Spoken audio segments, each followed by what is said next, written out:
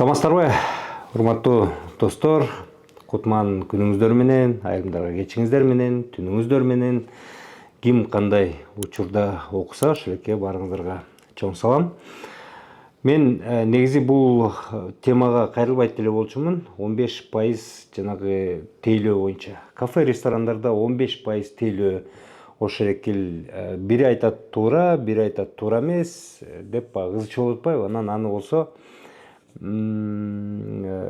мамлекеттик жалпы маалымдоо каражаттары дагы бул теманы көтөрүп алып жаңылыктарга чыгарып жатканын көрдүм. Анан мага ушул боюнча кайрылып сүйлөй тургандын түрткүсү эмне болду дебейсиздерби?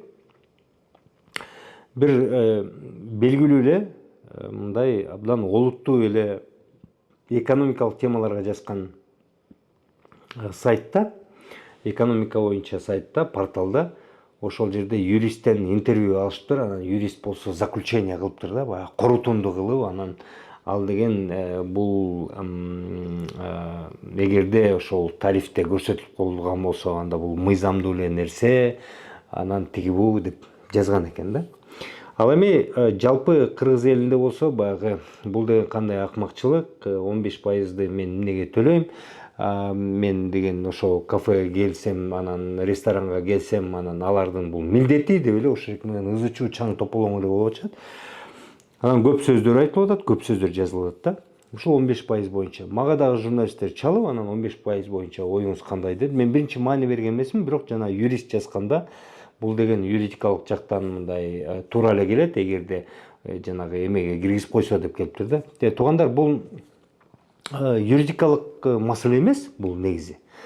Бул башка маселе. Албетте юридикалык маселе, юридикалык корутунду кылып коюп, анан ал жерде 15% тейлөө үчүн деп киргизип койсо анда болот, эгерде аны киргизбей койсо алган туура эмес деп акылдуу болуп отура берсек болот. Негизи юридикалык жактан корутунду жашообуздун көп нерсесине берип отурсак, анда жашоо мүмкүн болбой калат, туугандар. Айрым учурларда аны юридикалык көз караштан эмес, ошол эки жашообуз кандай болуп атат, ошол жашообуздун менталитетине, жашообуздун ошол заманбап багытта жүрүп жатышына же жашообуздун деги ыргагына төп келишеби, келишпейби, ошол багытта карашыбыз керек да.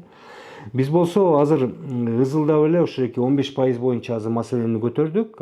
Буга чейин да билесиздерби, баягы тиги шоро маселесин да көтөргөнбүз, кымбаттап кетти, тигинтип минтип кетти деп.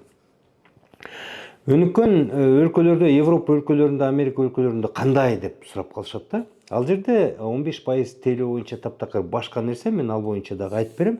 Бирок мен биздеги 15% боюнча айтып кетейин деп атам. Туугандар, муну талкуулап деле кереги жок да, негизинде, чынында. Себеп дегенде төмөнкү себептер боюнча. Биринчи себеп. Эми мындай да, эгерде 15% тейлөө алып атса, 20% тейлөө алып атса, айрым тамактануучу жакта 10% деп көрсөтүп турат, алып атса, ал жакпай жатса, анда эмнеге барасың? Сени ким кыйнап ошол жерден тамак ич деп атат? Сени ким кыйнап ошол жерден кызматын көр деп жатат? Анда барып жанагы өзүн өзү тейлеген ашканалар бар да. Өзүн өзү тейлеген ашканалар бар. Арзан, өтө эле арзан. Азыр Кудайга шүгүр, Бишкек шаарында керек болсо Сусамырга кетип баратканда өзүң тейлейсиң. Өзүңдү тейлей бер. 15% төлөбөй эле кой. Өзүңдү тейле.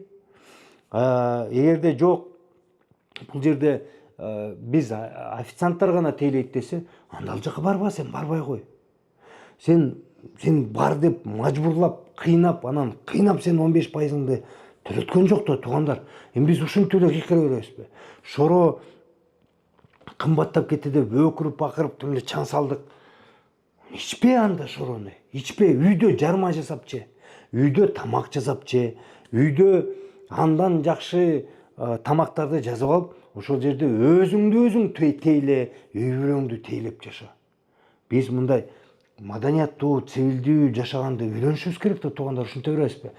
Негизи бул эркин рынокто, эркин багытта жашаган өлкөдө жашаган коомдо бүт бардыгы өз ыктыяры менен боло турган нерсе кылып чечиш керек да. Эгерде тигил же бул ресторанда булдарды 15%-дан тейлейт деп жакпай барбай койсоңор, жалпы баарыңар барбай койгула, анда ал болсо баягы эме комментарий жазып койгула, биз сиздин ресторанга ушул үчүн барбайбыз, 15% үчүн деп жазып койгула. Анан ошондойлор көбөйө берсе, балким ошол эки ресторан же кафе оюн өзгөртүп, ошо пайызын азайтат же алып коёттур, мейли бекер деп. Бул биринчи себеп, эмне үчүн аны талкуулап кереги жок. Экинчи себеп, туугандар, мындай жери бар да. Мейли азыр ызычуу чыгарып атыпсыздар, ызычуу чыгарып атып, ошону алдырасыңар. Азыр мен балким кафе ресторандарда 15%ды киргизбей алат. 15%ды алып турупчу, башка нерсеге эле кошуп коет, анан билбей каласың. Ошол нанына 1 сом кошуп коет, тамагына 2 сом кошуп коет, суусуна 50 тиын кошуп коет, шоколадына да бирче кошуп коет дагы, ошол 15%ын баары алып алат, сен аны билбей деле каласың. Жөн эле кыйкырып атасың да, жөн эле кыйкырып атасың. Мага да жазып атышат, ушул 15% боюнча оюң, 15% боюнча оюң, тейлөө боюнча оюң, ошо акча алган оюң. Оюм ушул, ошон үчүн эми бул качандан бери көтөрүлүп келатат? Менимче бир 4-5 ай болду го дейм, көтөрүлүп келатат дагы, токтобойт да, ушу талкууланып атат. Анан менин катталуучуларым дагы талкуулап жаткандан мен ушу түшүндүм да, биздин элге ушул маанилүү экенинчи. Алып коюшат, 15% менен 20% акырын алып коет, билбей деле каласың аны. Ошондо мисалы түшүнөсүң да, тамагы кичине кымбатыраак экен деп барбай коесуң. Эркин рынок, эркин базар деги эркин коом ушинтип тейлениш керек да. Бирөөнүн тамагы жакпай атса, наны жакпай атса, кылган кызматы жакпай атса, сен албай койсоң, башка ташмат менен эшмат, эрмат дагы албай койсо, ушул болот тиги кишиге белги. Сигнал ушул болот да. Менин тейлөөм начар болуп аткан экен, менин тамагым кымбатыраак болуп атканго, меники даамы туура эмес го деп ал оңдоңго аракет кылат. Анан биз болсо башка жолго чыгып атпайбызбы? Тигини кустур дегендей эле түшүрсүн, мону алып койсун, ошол 15%ды алып койсун, чорону арзандатсын деп эле баягы биз өзүбүз мындай жапайы коомго түшүп атабыз да. Жапайы коомго, популисттик коомго, бирибизди түшүнбөгөн коомго түшүп атабыз. Туугандар, Европа менен Америкага Кудайга шүгүр мен көп барып ал жакты көрүп калдым, башка чет өлкөнү да көрүп калдым. Көп өлкөлөрдө, өнүккөн өлкөлөрдө чынында эле жана силер айткан кээ бириңер кыйын болуп ошо чет өлкөгө барып келгенден айтып атпайсыздарбы, 15% жок депчи. Тейлөөгө акча жок деп. Туура, тейлөөгө акча жок. Ал жерде эме деп турат. Типс деп коет, чаевой деген ошолдон келген да. Ал ошол кардар өзү берет деген бул мындай айтылбаган эреже болуп калган да. Айтылбаган эреже. Бул салт сыяктуу эле болуп калган. Ал жерде ошол адамды сени сага тейлөө көрсөткөн адамды сыйлап, ошонун жумушун урматтап берет. Бизде мынтип атпайбы, тиги зарплата да калат, анан тиги эме да калат, чаевой да калат, анда чаевойду албаш керек депчи. Айлык акысын Европада деле айлык акысын алып иштейт. Бул официант деген аябай негизи мындай урматтуу жумуш да, урматтуу жумуштардын бири. Бизде мисалы официантка мындай баягы үстүртөн карашат го көбүнчөсү. Ал жерде мындай урматтуу, сыйлуу кызматтардын бири. Анан ал жерде бул салтка кирип калган. Анан ошондо мындай болот.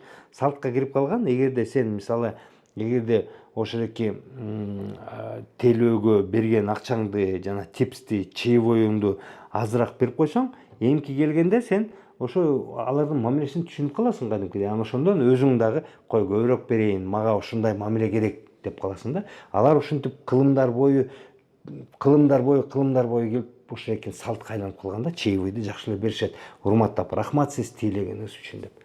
Бир айрым кафе барлар, ресторандар бар, алар башка жолун тандап алышкан. Айтат, чаевойду бул жерде көп беришет биздин коом, ошондуктан иштейсиңби, иште, бирок биз айлык төлөбөйбүз деп. Ошон үчүн алар жан талашып иштешет да. Эгерде бизге деле мисалы мейли чаевойду алып койду, мындай иште деп койду, же болбосо баарын бир тең шартка коюп койду. Анда баарын тең бир шартка коюп, баарына бир айлыкты коюп койгондочу, тейлөө ар кандай болот, себептен адам дагы ар кандай болот да.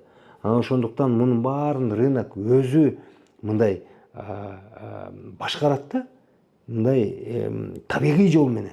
Анан биз барып эле бирдек болсо эле баягы ушул эми чаевой боюнча дагы президентке, ушул чаевой боюнча дагы 15% тейлөө боюнча дагы тиги Ташиевке кайрылып атасыңар да. Жазып алып ошону кайрылып атышат. Карап койгула буларды көптү, анан кутурду депчи. Биз мындай жакшылыкка барбаган жол да булчу. жакшылыкка барбаган жол.